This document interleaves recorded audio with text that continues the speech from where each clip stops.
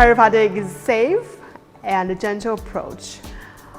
The sound you're hearing is merely because the joint's pressure changes and some gas bubble got released from the joints, just like when you pop a champagne bottle.